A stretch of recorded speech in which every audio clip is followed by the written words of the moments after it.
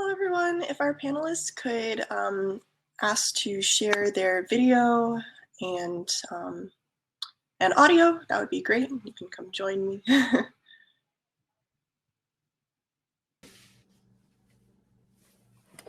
Hello. Hi, can you hear me? Yes, I can hear you. Okay, great. Perfect. Thank you so much for coming today. Yeah, thank you. Thank you for inviting me. I'm very excited. Me too. I see we have a few others here. Oh, hello. Welcome. Good morning. Good morning.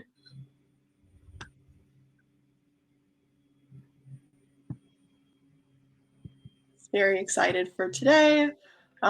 Still waiting on a few more people for the panel.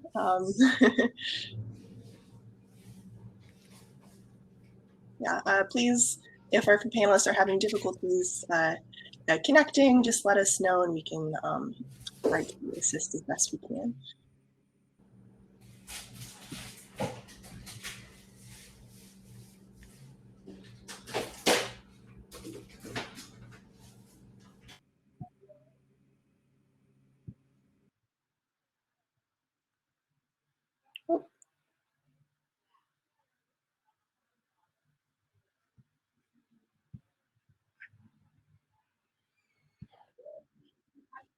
Yes, hello, everyone.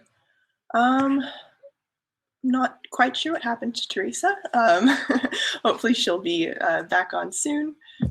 I don't know what happened there. It just actually dropped me out for no reason. Oh, interesting. I hope that doesn't happen later.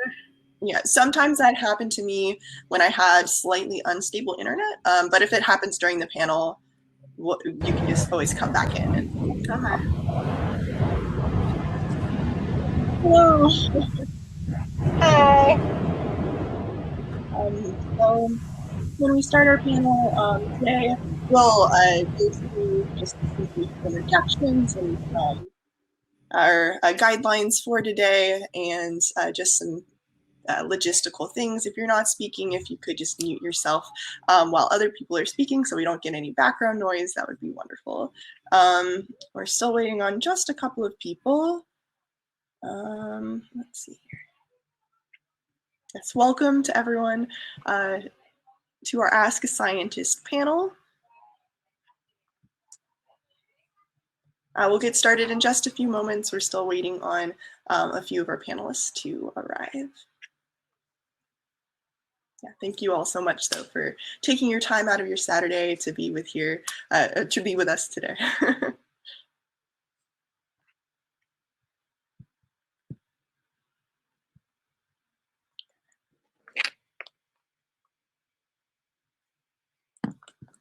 Let's see here.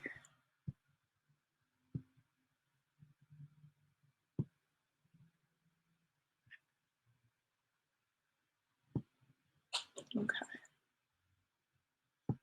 Yeah.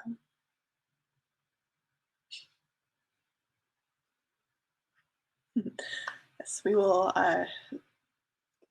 just, I guess, to not leave us sitting here in silence while we wait for other panelists. I just wanted to do, I guess, just a quick introduction of myself. So my name is Hannah, and I am one of the coordinators for the third day of the Women in STEM Breaking Barriers Conference. Again, we're so happy to have you all here today. I am a second-year PhD student at UCLA, and I study paleoclimates. So what has Earth's climate history been like over the past 50, 60 or so million years? I specifically look at the Cenozoic. So that's just a little bit about me. We are still waiting on a couple of our panelists. We'll give until 11:05, I think, and then if they're still not here, we'll just go ahead and get started so that we don't take up too much time out of today. Just some guidelines for how the panel is going to run. So just exercise consideration and respect in all speech and actions today. If you have questions for our panelists. Oh, hello, welcome. Thank you so much for coming.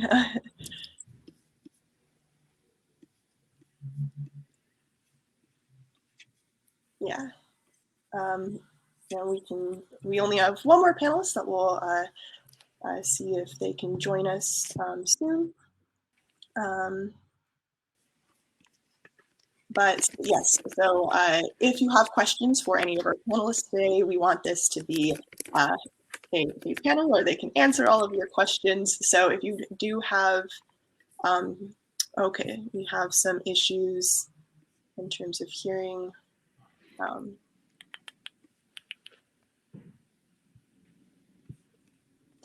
That may be due to some, okay, we have an advice, try to refresh the page maybe.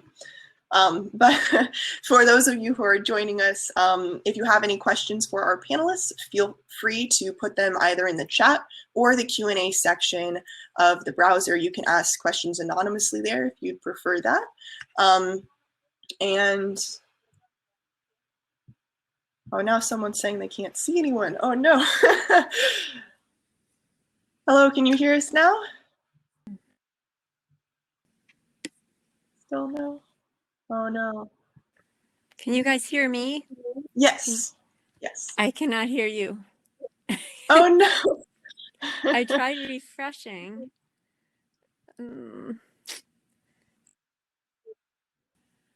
Interesting. I'm looking around and my computer sound is on. Okay. Yeah, that's the recording. Red box. There's one that says leave. I don't want to do that. Sorry. Me trying to provide technical assistance to figure this might be easier. Is there sometimes there's a red box on the top of the screen that says like we will not be able to now that I'm talking, I realize you can't hear me. I'm gonna refresh again.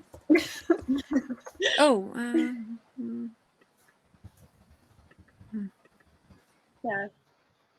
All right. Well, I'll be in the audience if you have any other technical assistance. Sorry about this, everyone. It's very funny that, you know, we're having these technical difficulties on the last day and we hadn't really seen any the rest of the conference, but it's fine. We will hopefully get those worked out soon. But yeah, I do realize that it's past 11:05. Oh, hello. Yeah. Can you hear us all right? Hi, I can. Good afternoon. Sorry, I'm having technical difficulties with my video, so I'll just be on audio for today's panel. No worries. That sounds fantastic. Thank you so much for being here. Can you hear us still now with that? Yeah, I can hear you clearly. Okay, great. Chrome. Okay, that's right. Okay. So while we get that worked out, I do think we're just going to go ahead and get started so that we don't take up too much time. Again, welcome everyone. Thank you to our panelists, and then thank you to everyone who is attending today. To get us all started, I think it would be really fantastic if our panelists could go and just do a brief introduction of who they are, what your STEM field is, and then we'll meet all of you that way, and we can start opening up for questions from the audience. Dr. Gonzalez, if you want to get us started. Right. So hi, everyone. My name is Nicole Gonzalez. I am a postdoc in the math at UCLA. I work in representation theory, which is a field of mathematics that basically focuses on understanding symmetry within math. Did I miss anything? Great, thank you so much. Let's see, Teresa, next on my screen, if you want to go next. Hi, everyone. My name is Teresa. My pronouns are she and her. I am currently a fifth-year PhD student in the physics and astronomy department. So my specialization is experimental condensed matter. So we usually mess around with, metals and insulators. And if you're familiar, one of the biggest things that people in condensed matter are usually interested in is trying to find, superconductors and trying to discover high temperature superconductors, which would the cool thing about that is potentially give us like an infinite amount of energy, and we never have to go find it again once you store it, something like that. Cool. Awesome. Thank you so much. And Danielle, if you want to go next. Sure. Hi, everyone. I'm Danielle Coates. I am a chemical engineer. I work for the Navy in Philadelphia, and I work on a lot of like submarine atmosphere control, so making sure the environment is breathable for when you're underwater. I am also pursuing a master's in computer science, so if anyone has questions about work and school balance, let me know. Thank you so much. And hopefully Professor Jenny J will be able to join us. But and Eniola, if you want to go next. Sure. Hi, everyone. My name is Eniola. I work as a machine learning engineer at the Royal Bank of Canada in Montreal, Canada. And mainly I specialize in applying machine learning and deep learning techniques in products. My educational background is in electrical engineering, and I have a master's degree in engineering design. So while I did not primarily have a degree in computer science, I was able to transition my career into that path. So if anyone has any questions into transitioning into tech or like computer science, please feel free to ask me. Thank you. Thank you so much. And again, I hope Dr. J is able to join us, but for now, we will go ahead and open it up for questions. So if people have questions, please feel free to, again, put them in the chat or the Q&A. I do have some questions myself, just to get us started. So the first, and this goes to everyone, is how did you choose your field? Did you go into it with the idea like this is what I want to do, or did you have some shifts in kind of that kind of thinking along the way? And people can just jump in at this point, whoever wants to go. This is Danielle. I can go first. I kind of always knew I wanted to do engineering because I liked working with my hands and I liked math and science a lot more, but I wasn't sure exactly what I wanted to do. And so I picked chemical engineering because I liked chemistry a lot in high school, and I do really enjoy it and I love my job, but I also, in learning more, decided to also pick up computer science because I think it is really applicable to so many different fields, and I found it really useful to learn. So kind of a combination of enjoying math and science, working with my hands, and thinking critically about problems kind of led me to the two different areas that I'm working in.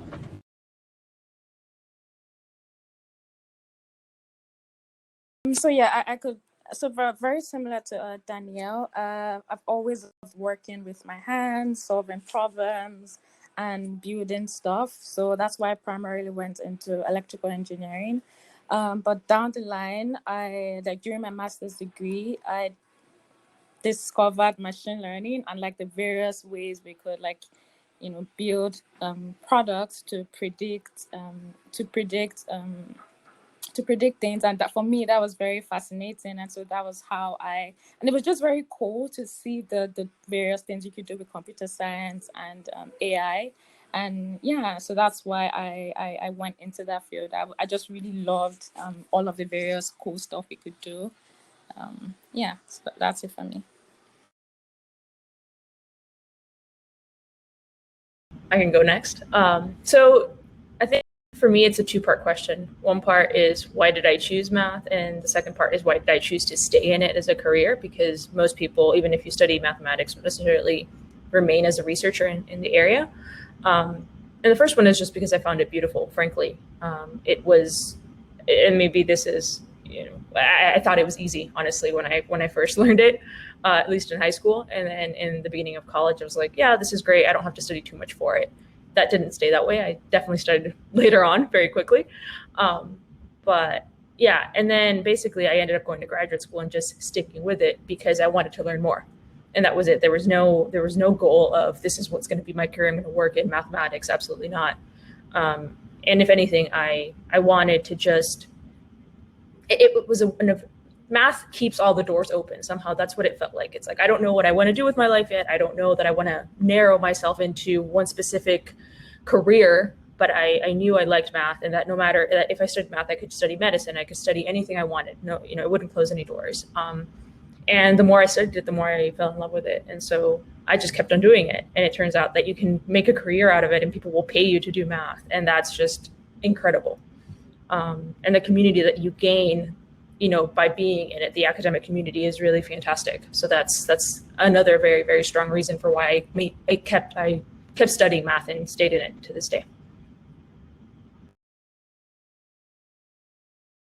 So for me, I think it wasn't really clear until maybe the end of high school that I wanted to go into physics. I don't know how soon everybody, you know, figured out when they wanted to do things, but I just knew that I absolutely, you know, hated reading and writing essays. So clearly I'm more into, you know, math and solving problems than reading and writing essays. And I think it was mostly because I enjoyed the physics class the most in high school that I went into physics. And it kind of blew my mind that, you know, with the equations that you can use in physics, I could put a ball onto a ramp, drop it off a table, and then predict where it lands, you know, how many feet far away from the table. I was like, oh my God, I could use equations to literally predict how things are going to move and happen.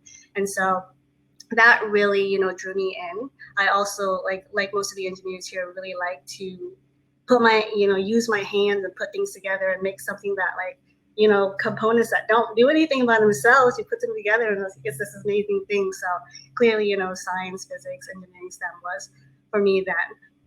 And so that's kind of what got me into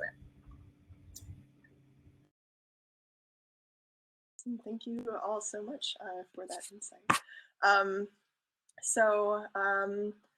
I don't see any questions from the chat or Q&A, but that's okay because I have a million questions. So another question that I had was, we have all of these STEM fields and they're all, you know, have their own kind of specific facet of where they kind of fit in with the rest of them. And I was wondering, like, what is a day in your life like as this type of doing this type of science? Like, what does your typical day look like? And kind of going into that, thinking about like work-life balance and your different types of yeah, I guess that's a two-part question, but yeah. Well,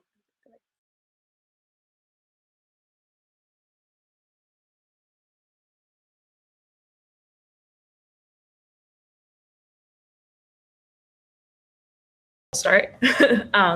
So I'm going to answer this question assuming we're not during COVID, because everything is weird now. And a lot of my time these days is knitting and watching TV, which is not what my job entails. But no, in a normal workday, and this is actually one of the benefits of mathematics, is that there's a lot of flexibility, or an academic job in general. And this is just my personal habit, I would try to be in the office by 9 a.m. And then basically you show up and you sit there and think. And you have some projects that you're working on. Maybe you have some papers that you need to read.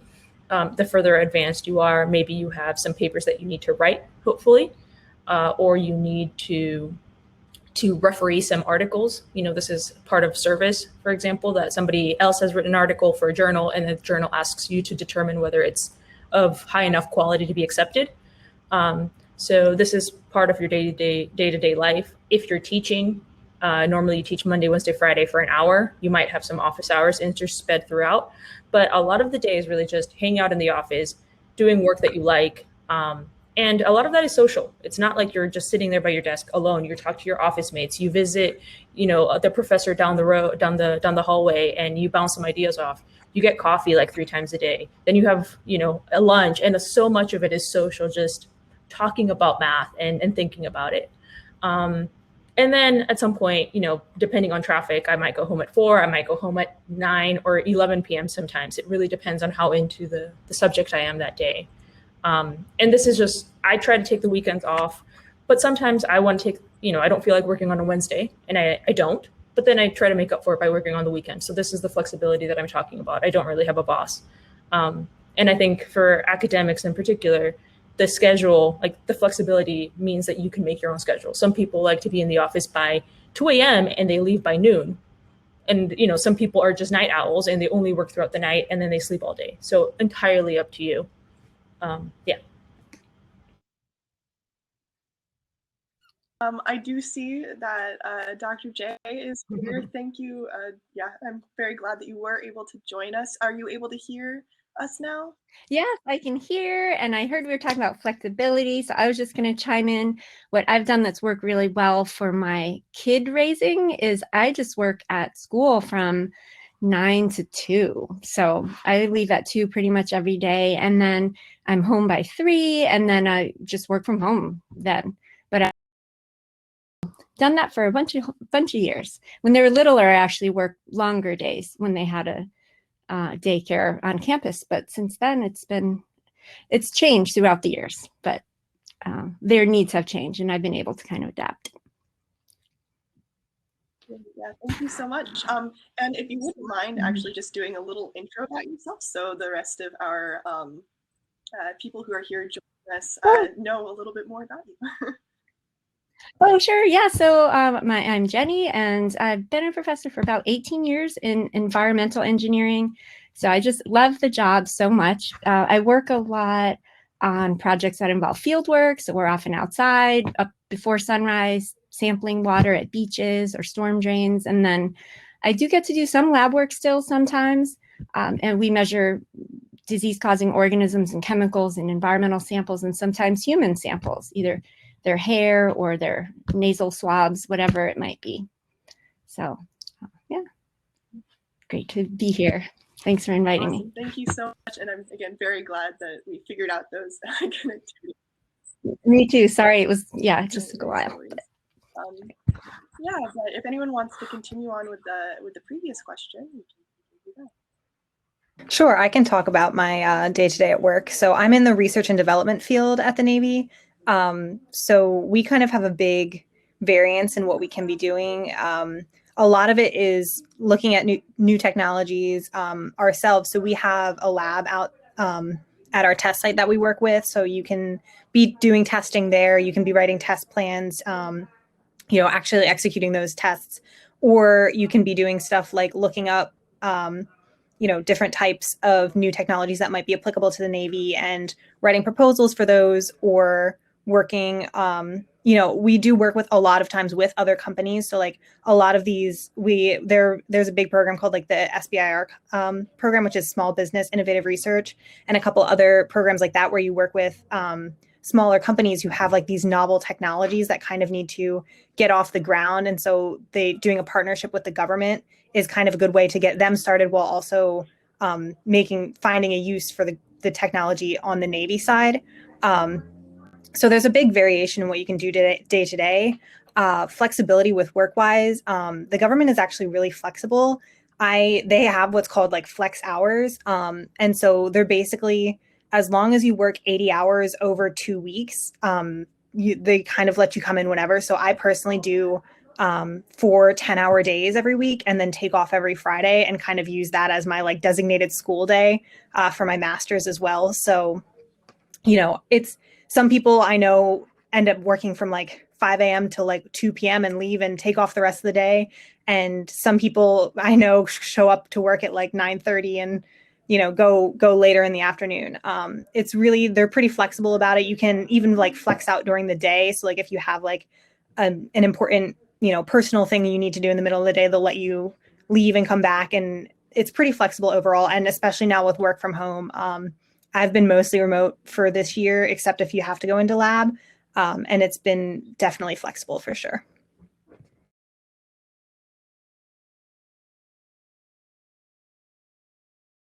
I hesitate to answer for everyone in physics because it's just varies so much depending on what you're doing in physics, right? But at least in my lab, I would say that the times are fairly flexible in the sense that, on days where you don't have to come in, you can kind of come in whenever you want. So pre-COVID era, I'm more of a late night person and not a morning person. So I would like roll in at maybe 10 a.m. or 11 a.m. into the lab and would leave, say like 7 or 8, something like that, and go to the gym afterwards.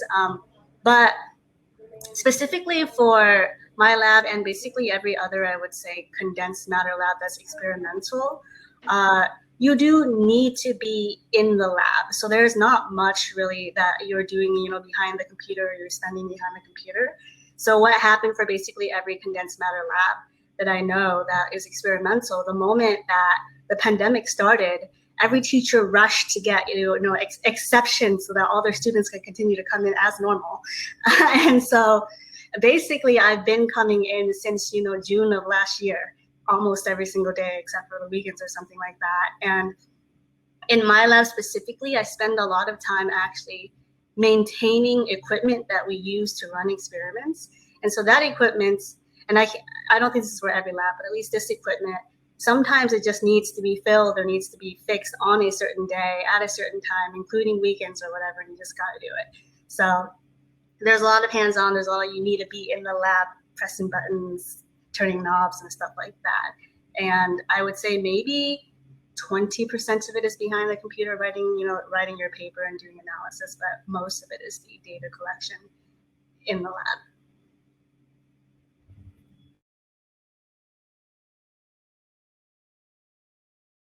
Gotcha. Well, yeah, thank you all so much. And I do see actually a couple of questions in the Q&A. So the first one is actually for Danielle. Are you on active duty at the same time as you work?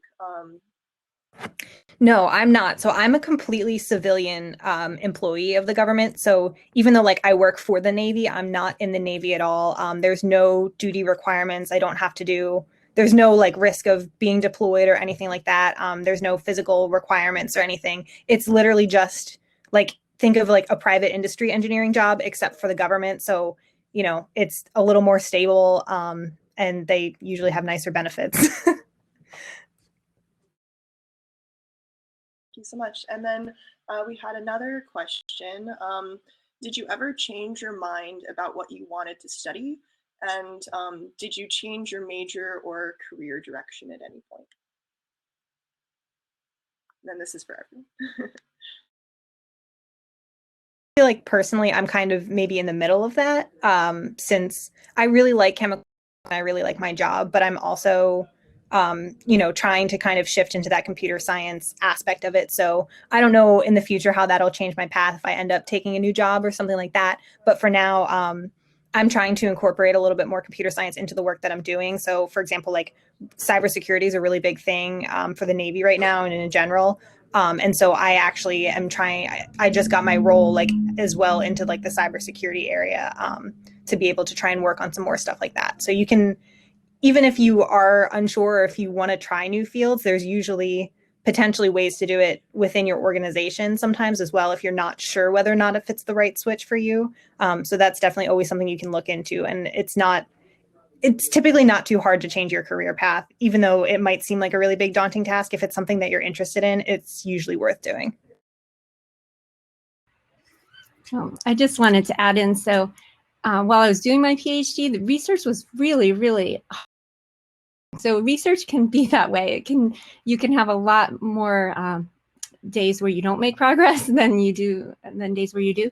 And so I didn't think I was good at research. I didn't think I had any skill to be a professor. So I had really no confidence to be a professor. And so a couple points there. Let's see. Yeah, don't sell yourself short. You can figure it out. It's a different job. Being a faculty member is a different job. In some ways, it's easier than being a grad student with a difficult project. I mean, that's pretty emotionally hard. So yeah, and so you can figure it out. You just kind of, I hate to say fake it till you make it, but you just kind of get in there and do your best and just figure, okay, if I don't make tenure, I'm going to have a good time and study what I want on the way. And then if it is a good fit for you, then it does tend to work out. So. Maybe to answer the question about career changing paths. So when I actually started, all throughout high school and at the beginning of college, I wanted to study art. I wanted to study illustration, not math at all. Even though I liked it, I was always very science oriented. I spent all my time drawing. I'm like, oh, I want to work for Pixar or Disney or something. And then I even, thought I wanted to be a movie star or a drama, involved in drama. And I took all these art and drama classes and I realized I really didn't like them. And it was a lot more glamorous in my head than in practice. And so then I ended up doing math because I don't know, it was just, it kind of happened. It was a very organic kind of like, oh, I like math. I'm just going to continue taking it. I'm going to continue taking it. And suddenly I just, accepted that I liked math fully and declared the major. And then I had as a graduate student, I actually changed fields within mathematics, because I spent the first 3 years of my PhD working with, or actually 4 years, working with one professor, and the project just wasn't working. So I spent, I think, about a year and a half trying to solve a problem that just was going nowhere. I was a year before graduation. I had no results, no papers, nothing. And I started with the intention of staying in academia, or at least I kind of figured it out very early on. And so having no papers and no results was very, it didn't look very good for my career outlook. And so I ended up switching advisors to work in combinatorics for a while, which, for those of you who don't know what it is, it's basically counting, which sounds easy, but is actually really hard. And so I did that for a while. I started working with her, a female advisor at the time. And that was both emotionally and academically just the best choice of my life, because it turned out that somehow you get really stuck when you do research. And if you just keep on beating your head against the wall, you're probably not going to solve it. You need some time away. So I took that time away. I solved something completely different. I started working and learning whole new math. I got excited about mathematics all over again in research. And then a few months later, I went and looked at my old problem again, and I just solved it, I think, over a weekend. It was just incredible. And then suddenly I had basically 2 PhD theses that I was writing. And so I ended up working in both fields, which is still what I do. So that was like, I took a little detour. I worked in something else, and then I came back stronger for it. So yeah.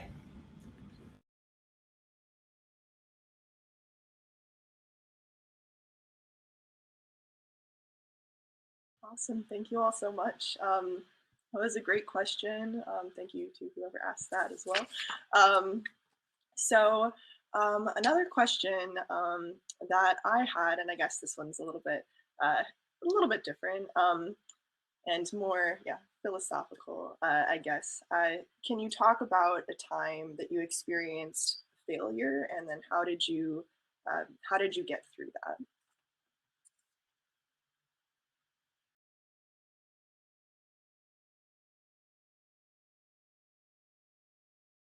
I have one that comes to mind actually pretty quickly. I still remember it to this day because it was a pretty big failure. But I would say about 2 or 3 years ago, I was TAing, so I was in charge of a whole bunch of students, and for some reason, I don't remember the details anymore, I was TAing them in my lab. So we were running like a lab course, and for some reason, like the equipment was in our lab and we needed to be in our lab.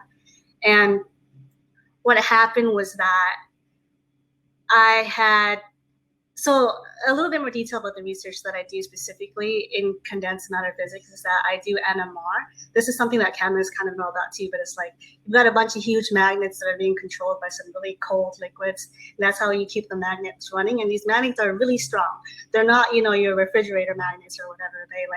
They're things that, like, if you bring a grocery cart nearby them, will probably stuff them in or something. You don't want to do that. So I had made the mistake of asking one of the students, here, take this huge iron wrench, sit next to the magnet, and start screwing this thing together. So what ended up happening was the students lost control of the wrench, dropped the wrench, and it flew into the magnet and broke the magnet.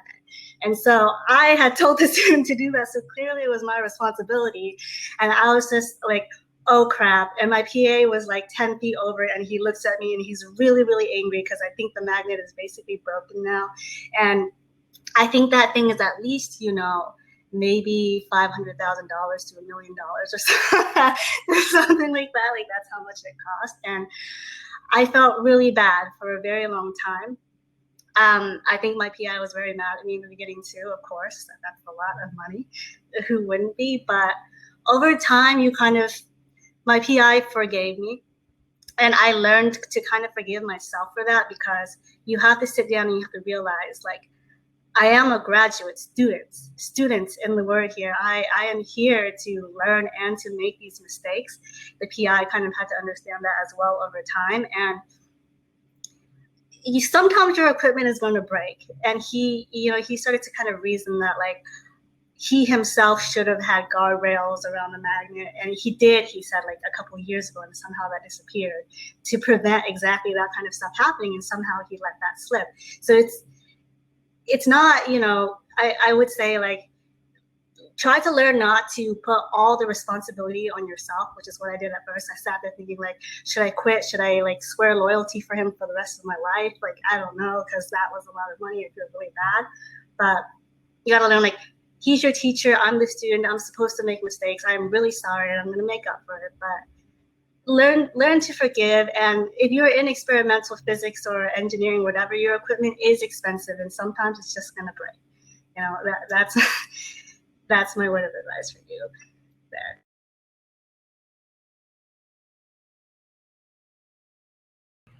So I can speak to this. It's a failure that I would say I'm kind of still doing, which is not funding, bringing in a lot of research money, for example. So in engineering, that's kind of how a lot of people judge you. That's kind of almost the main way that you might get judged. And success. So I did, like, up until tenure, I funded my research pretty well. But I think when I started following my passions even more, like, my passions didn't necessarily lead to really fundable stuff.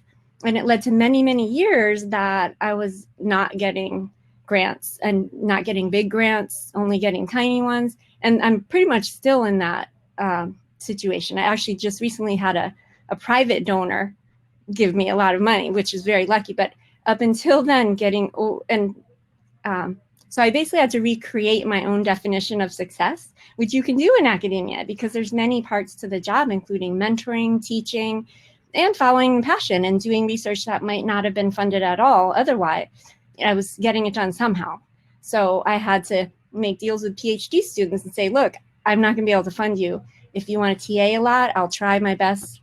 So there were PhD students that had to TA way more than is thought cool in the department, but they were all right with it, and got their PhDs. So anyway, I had to sort of have a thick skin about what other people thought about my research expenditures, and just keep on doing what I wanted to do. And as I said, I did finally get some success, but that won't last forever. So I think I still am just creating my own definition and just keep on doing what I'm doing, and not worry too much about what the people in the department are maybe saying.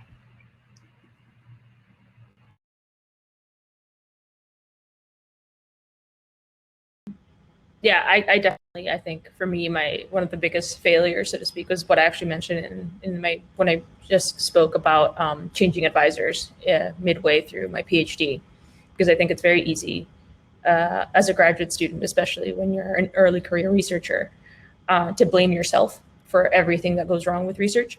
And it's tied to this imposter syndrome where you think, all right, I'm not good enough.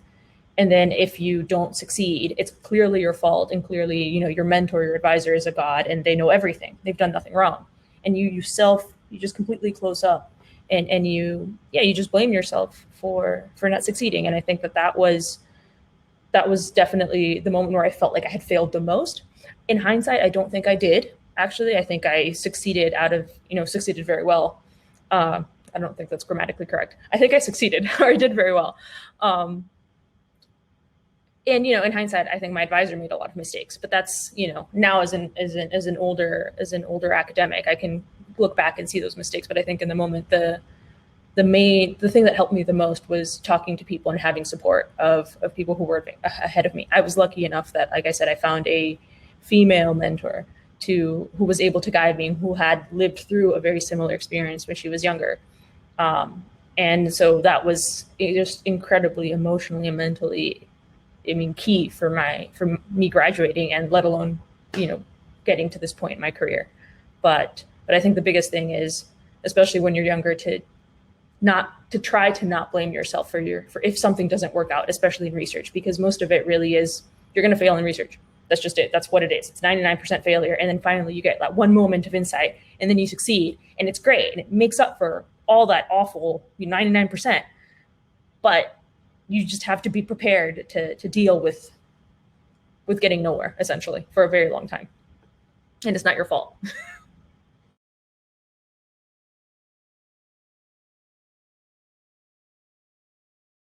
Okay, I would say nothing immediately comes to mind of like a big initial failure or anything like that at my career or anything. But I would just say kind of maybe the struggle of trying to find that work life, for me, school balance can sometimes be really hard, and I feel like that's the biggest thing that I end up struggling with.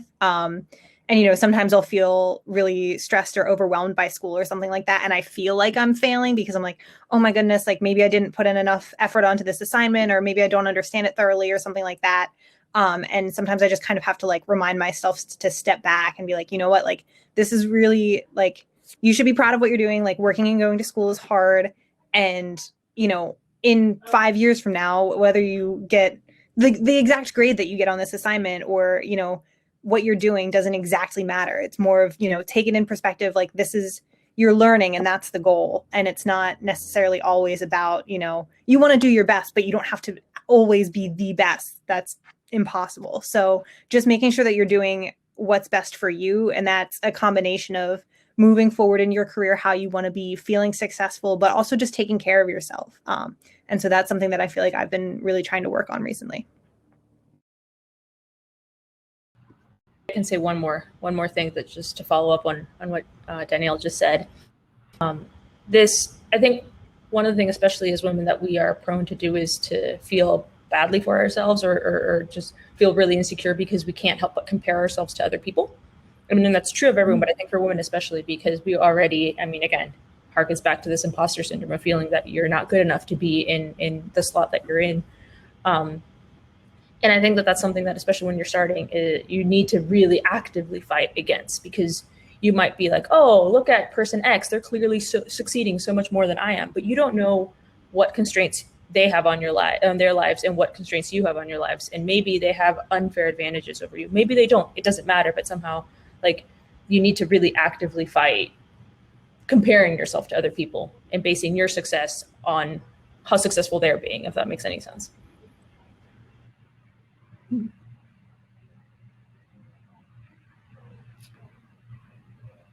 you all so much for that. So there are actually a few questions that have been put into that. So just to go off of the ones that were submitted first, so we have one that says, were there any experiences in high school or middle school that deterred you from STEM? And then were there any that motivated you?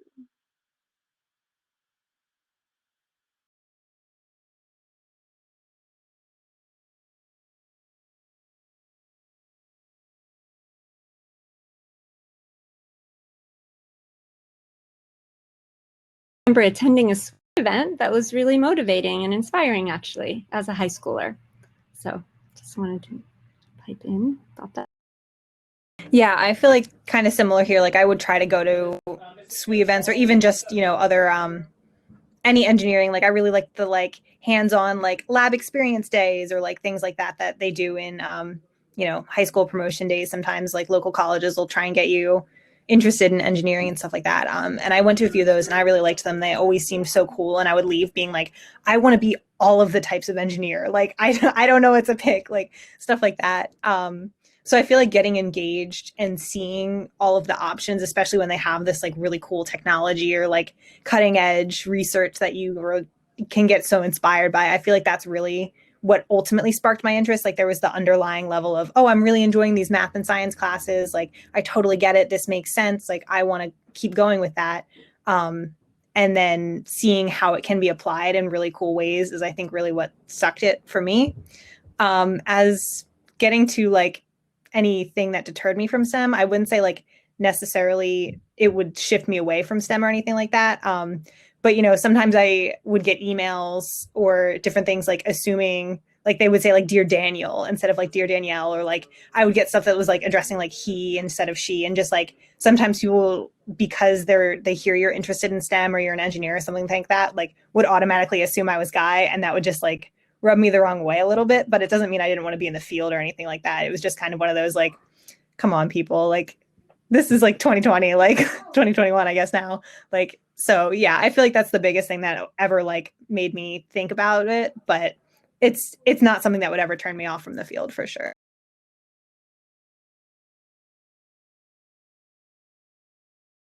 Can I speak to the imposter syndrome one? So as I mentioned, I think it's common, and I definitely felt that starting the job, but I just wanted to make the comment that I think was having my kids that kind of really helped me get over it, because I became super efficient. Because if you've got kids to go home to, you can't let your work trail on through the whole night. So I was working just 7-hour days and just coming in and just being on it. And I remember that's when I noticed like a lot of the men in the department were just chatting and goofing off. And some chatting is fine, it's good. But like there was a lot of goofing off among the people that were putting in the 10, 12-hour days. And how many hours they put in and blah, blah, blah. Oh, and I was here on the weekend, and oh, I missed the holiday. Like I never did any of the bragging, I didn't have bragging rights with my short schedule. I just had to get in and get out and do it.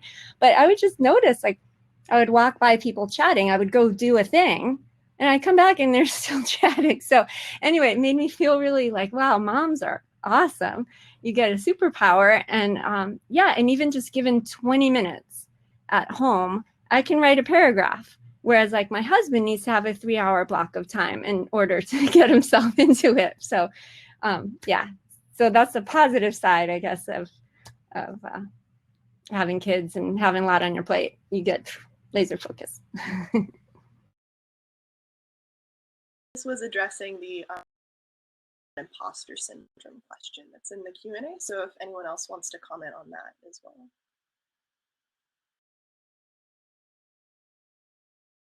I think that the imposter syndrome is actually stronger the higher up you go, at least for me, and the more successful you are. I mean, I'm assuming it's the same in all fields of STEM, but certainly in mathematics, there's been recently a lot of push for hiring diversity, right? So I'm not only a woman, I'm a Hispanic woman, which, for all intents and purposes makes me a double diversity or whatever.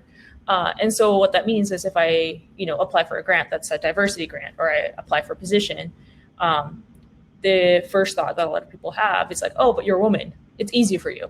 Oh, but you're Hispanic woman, that's why they hired you.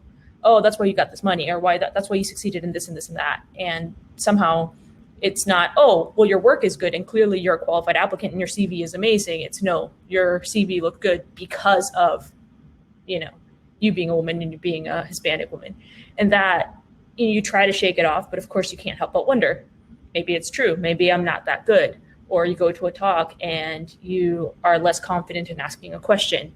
And that all, like those little bits of sand eventually add up. And of course, there are great days when you feel on top of the world, but there are a lot of days where you just tend to spiral. And I'm not going to say it gets easier. I don't know how to deal with it. I have good days and I have bad days. And I just need to remind myself that I do deserve the success that I've had, but it's easier said than done. And on the good days, I can just say it. And on the bad days, I just, frankly, I'm not in a very good mental state. Yeah.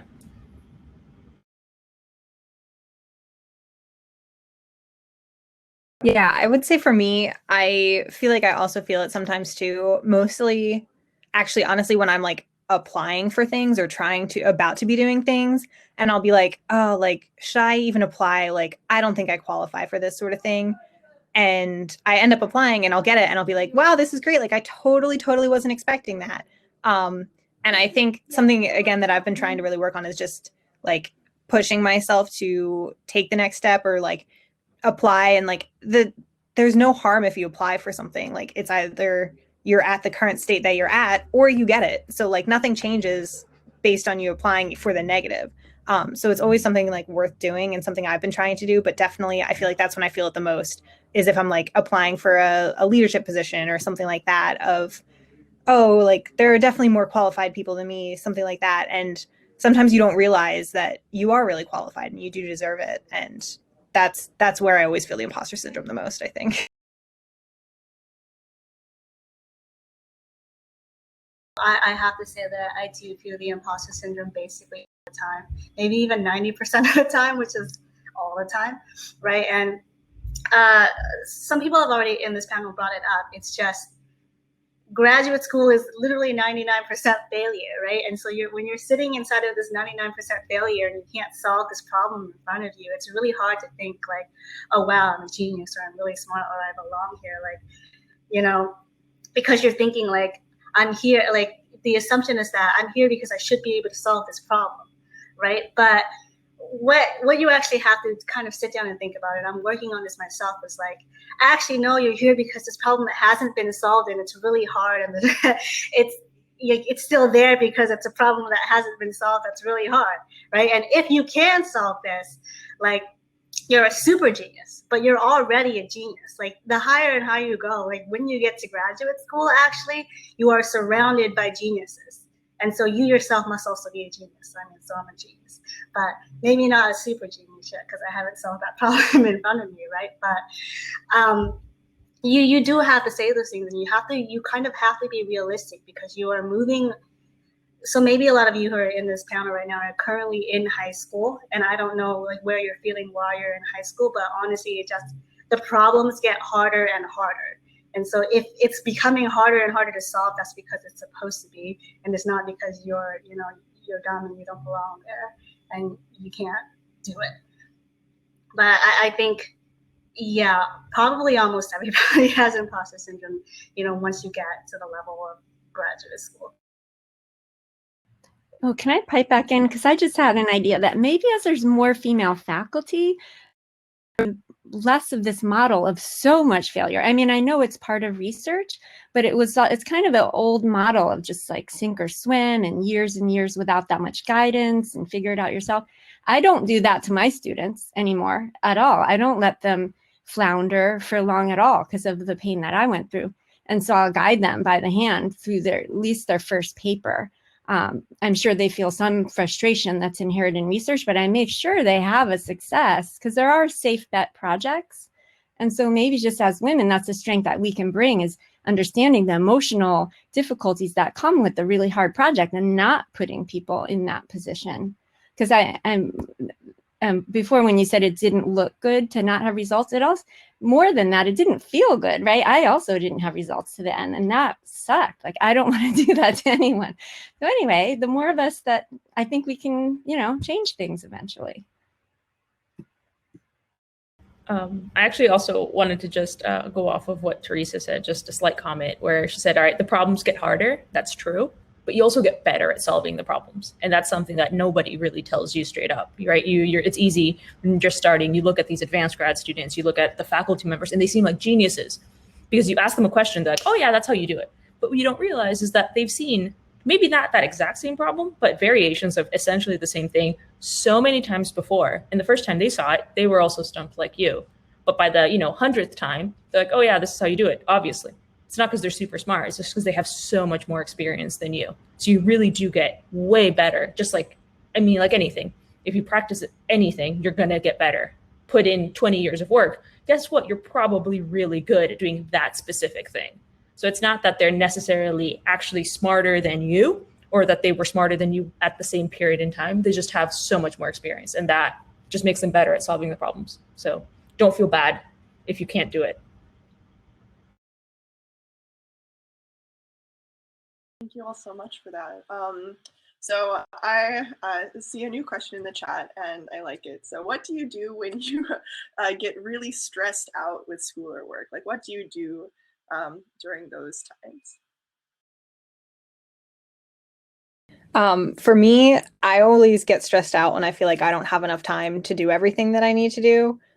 Usually it's not like, oh, I have a really big assignment. It's usually like, oh, I have a really big assignment and I feel like I don't have enough time to finish it. So usually what I'll do is a combination of like, okay, set like, for the next 2 hours, I'm going to work on this, like focus on it totally. And then after that, I'll take a half an hour break and play video games or something like that. So it's like, I feel like I've been productive, but I also give myself a chance to like calm down, reset my mind, like not feel too overwhelmed by the project and burn myself out. And just kind of, find that balance of not driving yourself too crazy, working too hard all at once, but, you got to take care of yourself too. So making sure you don't burn yourself out or get too stressed or something like that. Just finding a way to make sure that you have a balance of I'm enjoying what I'm doing. It's not too much, but I'm getting done what I need to do as well. Even extending that, I feel like I can justify a lot of kind of self-care, and because I get better ideas when I feel good. And if I think all of my good ideas come when I'm kind of biking around, going on an errand in the middle of the day, or just feel happy that day because I went for a run in the morning or had enough sleep. So I always make sure I get enough sleep. So yeah, that's a win-win kind of. Can help you and also feel like it helps your work.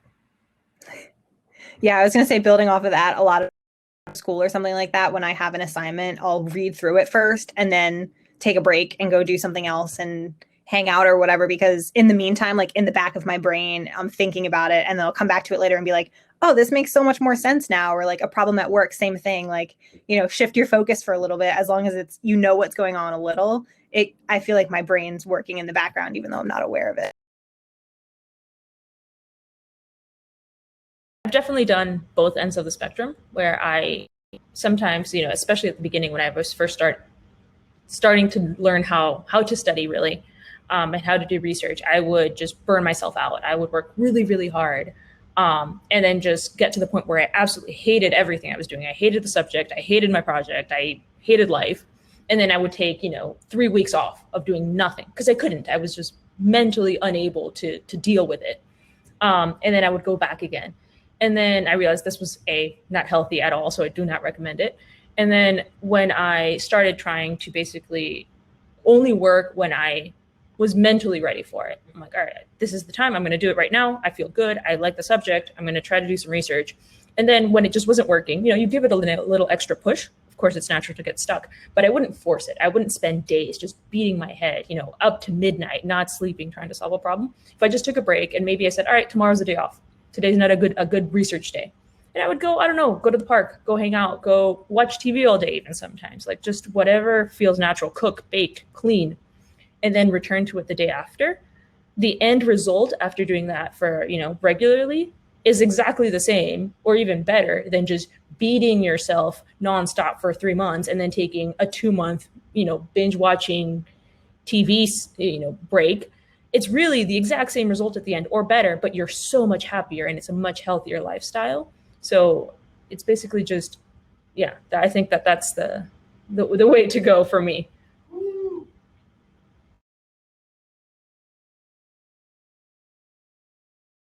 I don't have much more to add there. I would just say, like, do what you like, and like everyone else is saying, drop the thing that you really don't like right now. Like, don't even think about it anymore, because that really helps. Like, someone told me, I don't remember who, and I don't know if this is actually proven, but like, I think it is scientifically proven that if you work too long without rest, you actually do like worse.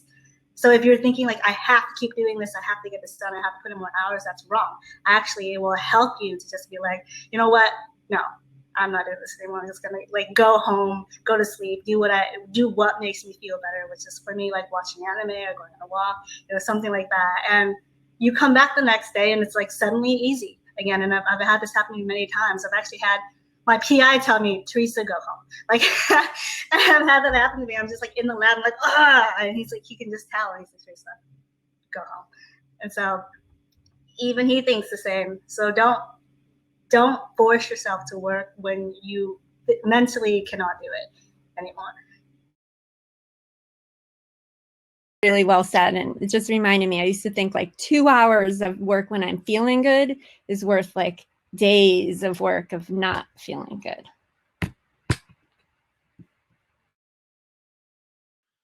Awesome. Thank you all so much. So I'm just looking at the time. It looks like we only have about 3 minutes left. So we're going to try and fit in one more question. And this one actually got a like in the Q&A section. So who is your support in high school? I'm curious about who helped you along your way to decide what to choose in college and in your career.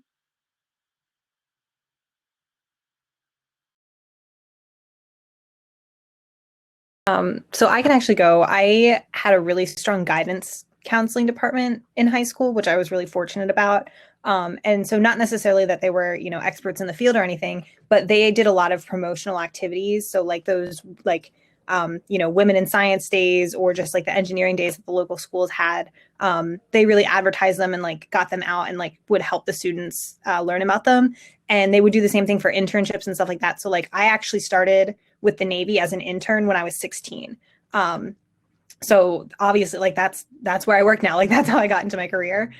So I would definitely recommend like trying to find someone who knows, potential opportunities or like yearly events that keep coming up that would be able to help you learn more about the different fields and stuff like that. And on the other hand, also, just my math and science teachers in general, like they're the ones who taught me the material that I'm really enjoying and inspired me. But, I think going kind of outside the school to see like the different fields that you can really go into is really what piqued my interest. And so through the guidance department is mostly how I did that. But it's also stuff you can do yourself. There's plenty of stuff online you can look up. And I highly recommend internships or trying different internships because you can get a different gauge for fields and what you may or may not be interested in. So I actually had interesting high school experience because I had cancer when I was in high school. And so a lot of 3 years of my high school experience, I was in and out of the hospital. And at the beginning, I spent, 6 or 7 months hospitalized. So I missed a lot of my high school time, but I graduated on time. So I didn't miss a year. And the only reason for that is that when I came back to school, my math, my biology teacher actually spent a lot of their time just on the side, basically keep like updating me on everything that they had covered throughout the time that I had missed.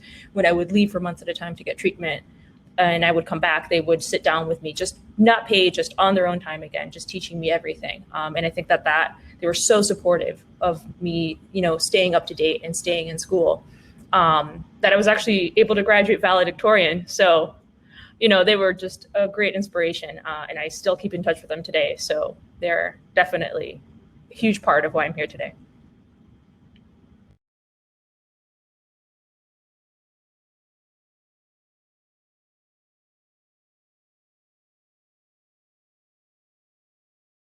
Great comments in the chat on that.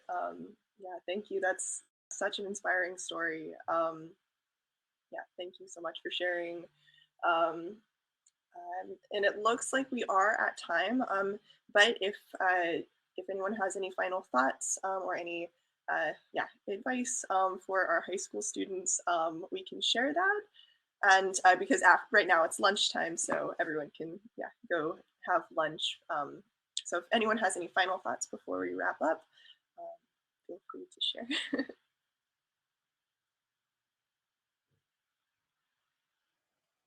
Just say thanks everyone for joining. Follow your passions, what you really like doing. That's what you should try and do because it's what you'll like the most long term.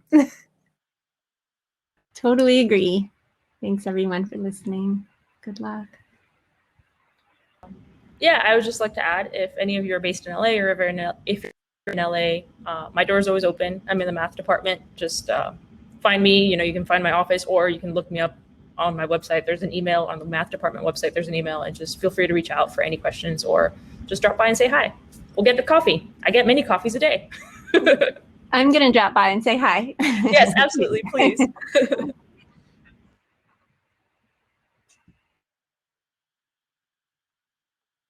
All right. Well, thank you all so much again for agreeing to be part of this panel. Thanks to all of our participants as well for the great questions.